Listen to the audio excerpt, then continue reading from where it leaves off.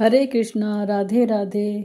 आप सभी का रमा भक्ति चैनल में स्वागत है। आज मैं आपको माघ मास की 19वें अध्याय की कथा सुनाने जा रही हूँ, लेकिन उससे पहले आपको मेरा चैनल रमा भक्ति चैनल को लाइक करें, सब्सक्राइब करें और शेयर करें। तो आइए सुनते हैं माघ मास के 19वें अध्याय की कथा।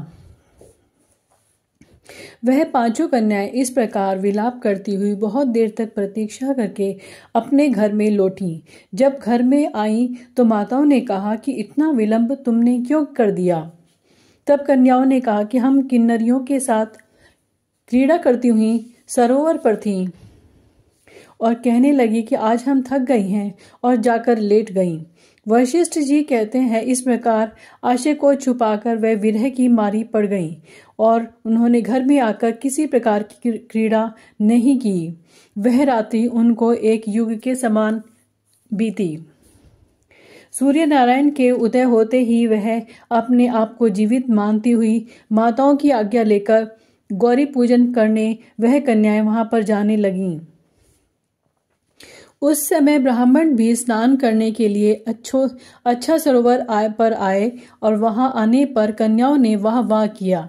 जैसे कमलिनी प्रातः काल सूर्योदय को देखकर कहती है, उसको देखकर उनके नेत्र खुल गए और उस ब्रह्मचारी के पास गईं और आपस में एक दूसरे का हाथ पकड़ कर कहने लगीं कि मूर्ख, उस दिन तो भाग गया था, आज नहीं भाग सकता। हम लोगों ने तुमको घेर लिया है। ऐसा वचन सुनकर बाहुपाश में बंधे हुए ब्राह्मण ने मुस्कुराकर कहा, तुमने जो कुछ कहा सो ठीक ही है, परंतु मैं तो अभी विद्याभ्यासी और ब्रह्मचारी हूँ। गुरुकुल में मेरा अब विद्याभ्यास पूरा नहीं हुआ है।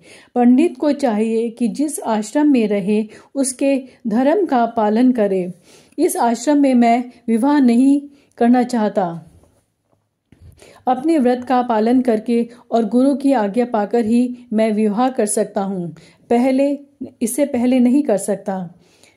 यह बात सुनकर वह कन्या इस प्रकार बोली जैसे वैशाख मास में कोयल बोलती है। वह कहने लगी कि धर्म से अर्थ और अर्थ से काम और काम से धर्म के फल का प्रकाश होता है। ऐसा ही पंडित लोग और अर्थशास्त्र कहते हैं। हम काम सहित धर्म की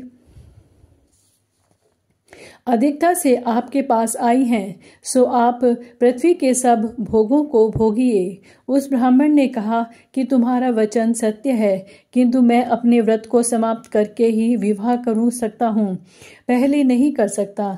तब वे कन्याएं कहने लगी कि तुम मूर्ख हो। अनोखी औषधि, ब्रह्म बुद्धि, रसायन, सिद्धि, अच्छे कुल की सुंदर नारियां तथा मंत्र जिस समय प्राप्त हो तभी ग्रहण कर लेना चाहिए। इसी से कार्य को टालना अच्छा नहीं होता। केवल भाग्य वाले पुरुष ही प्रेम से पूर्ण अच्छे कुल से उत्पन्न स्वयंवर चाहने वाली कन्याओं को प्राप्त होते हैं। कहाँ हम अनोखी सुंदर नारियां, कहाँ आप तपस्वी बालक। यह बेमेल का मेल मिलाने में विधाता की चतुराई ही है।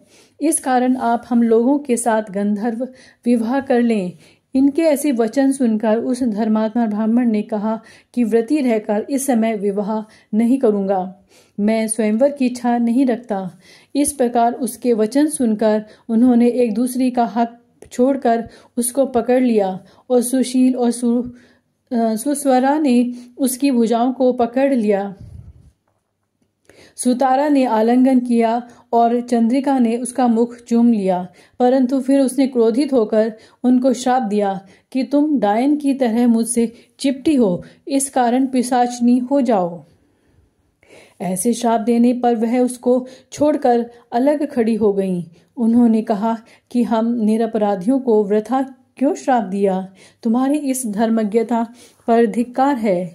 प्रिय करने वालों से बुराई करने वालों का सुख दोनों लोकों में नष्ट हो जाता है, इसलिए तुम भी हम लोगों के साथ पिशाच हो जाओ। तब वे आपस के क्रोध से उस सरोवर पर पिशाचनी हो गए। बस पिशाच और पिशाचनी कठिन शब्दों से चिल्लाते हुए अपने कर्मों को भोगने लगे। वशिष्ठ कहने लगे कि हे राजन, इस प्रकार वह पिशाच उस सरोवर के इधर उधर फिरते रहे। बहुत समय पश्चात मुनियों में श्रेष्ठ लोमश ऋषि पोष शुक्ला चतुर्दशी को उस आच्छोद सरोवर पर स्नान करने के लिए आए। जब क्षुधा से दुखी इन पिशाचों ने उनको देखा तो उनकी हत्या करने के लिए गोल बांधकर उनको चारों तरफ से घेर लिया। वेदनिधि ब्राह्मण भी वहां पर आ गए और उन्होंने लोमश ऋषि को साष्टांग प्रणाम किया। पिशाच ऋषि के तेज के सामने ठहर न सके और दूर जाकर खड़े हो गए। वेदनिधि हाथ जोड़कर लोमश ऋषि से कहने लगे कि भाग्य से ही ऋषियों के दर्शन होते हैं। फिर उन्होंने गंधर्व कन्या और अपने पुत्र का परिचय देकर सब वृतांत सुनाया और कहा कि हे मुनिवर, यह सभी श्राप मोहित होकर आपके सम्मुख खड़े हैं। आज इन बालकों का निस्तार होगा। जैसे सूर्योदय से अंधेरे का नाश हो जाता है।